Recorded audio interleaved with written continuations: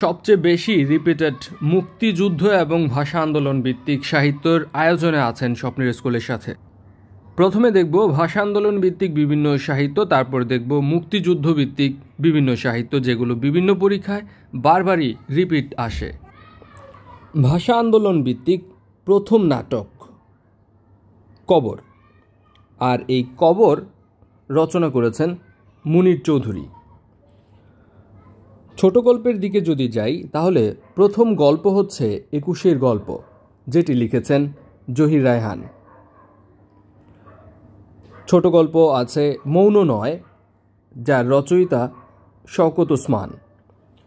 পণ্ডশ্রম এই ছোট গল্পটি লিখেছেন আবু ইসহাক। অত্যন্ত গুরুত্বপূর্ণ উপন্যাসসমূহ যেগুলো ভাষা আন্দোলন ভিত্তিক, আরেক ফাল্গুন যেটি ভাষা আন্দোলন ভিত্তিক প্রথম উপন্যাস, যার রচয়িতা জহির রায়হান, এবং ২১শে ফেব্রুয়ারি এটিও রচনা করেছেন জহির রায়হান। আর্তনাদ উপন্যাসটির রচয়িতা শওকত ওসমান। খেয়াল করে দেখেন, ছোট গল্প কিন্তু শওকত ওসমান লিখেছেন, যার নাম হচ্ছে মৌন নয়। এদিকে লিখেছেন আর্তনাদ নামক উপন্যাস।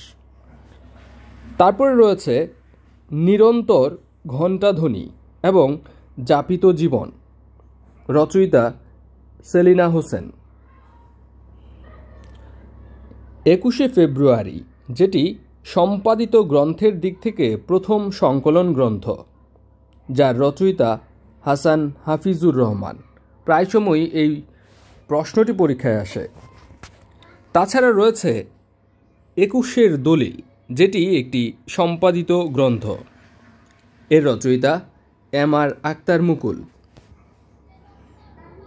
ভাষা আন্দোলন ভিত্তিক গুরুত্বপূর্ণ চলচ্চিত্রের মধ্যে রয়েছে জীবন থেকে নেয়া এবং লেট দেয়ার বি লাইট।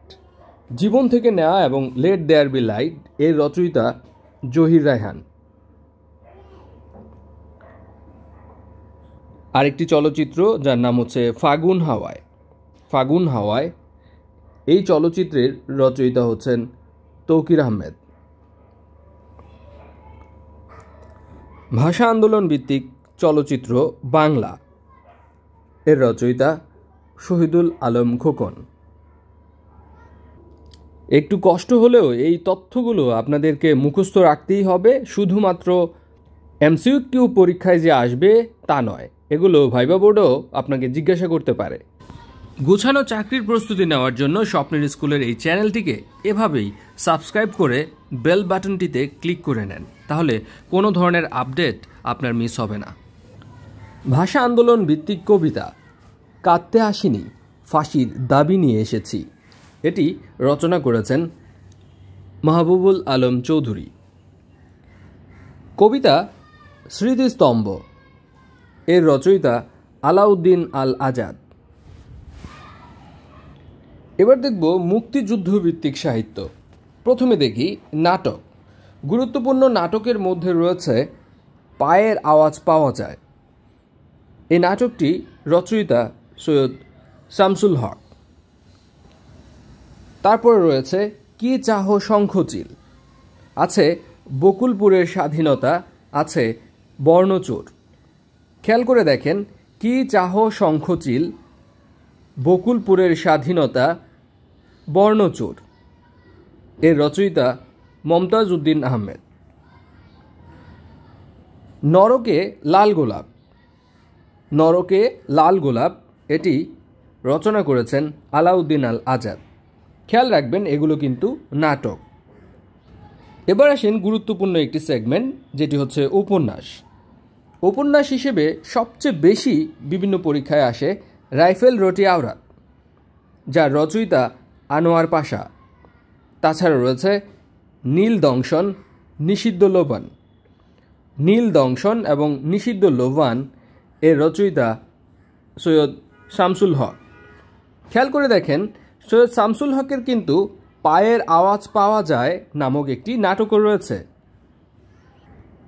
এবার দেখি জাহান্নাম হইতে বিদায়, জলাঙ্গি, দুই সৈনিক, নেকড়ে অরণ্য, এই 4টি সবচেয়ে গুরুত্বপূর্ণ উপন্যাস।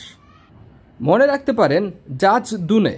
জাজ দুনে মানে হচ্ছে যতে জাহান্নাম হইতে বিদায়, যতে জলাঙ্গি, দুতে 2 সৈনিক, নেতে নেকড়ে অরণ্য।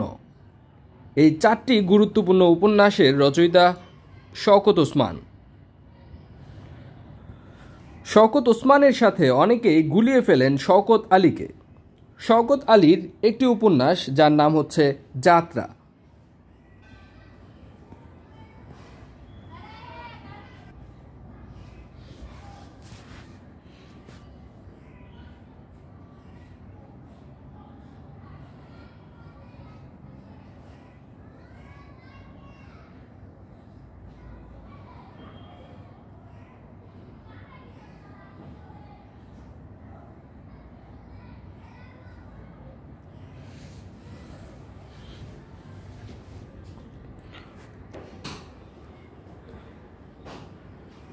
উপন্যাস তবে গুরুত্বপূর্ণ, লিখেছেন সর্দার জয়নুদ্দিন।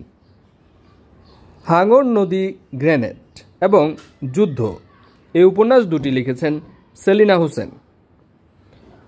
কালো ঘোড়া রচয়িতা এমদাদুল হক মিলন। ফেরারি সূর্য রচনা করেছেন রাবেয়া খাতুন। যেহেতু এই সাহিত্যকর্মগুলো মুখস্থ করা খুবই কঠিন, সিনোনিম মুখস্থ করার চেয়েও কঠিন, তাই এই ভিডিওটি বারবার দেখার অনুরোধ রইল। এ গোল্ডেন এজ গুরুত্বপূর্ণ এই উপন্যাসটির রচয়িতা তাহমিমা আনাম। আমার বন্ধু রাশেদ, যেটি শিশুতোষ, এটি নিয়ে কিন্তু একটি মুভিও আছে, যার রচয়িতা মোহাম্মদ জাফর ইকবাল। একটি কালো মেয়ের কথা, আবারও বলছি, একটি কালো মেয়ের কথা লিখেছেন তারাশঙ্কর বন্দ্যোপাধ্যায়। ৭১-এর নিশান রচনা করেছেন রাবেয়া খাতুন। একটু আগেও কিন্তু আমরা দেখেছি রাবেয়া খাতুন এর আরেকটি উপন্যাস হচ্ছে ফেরারি সূর্য।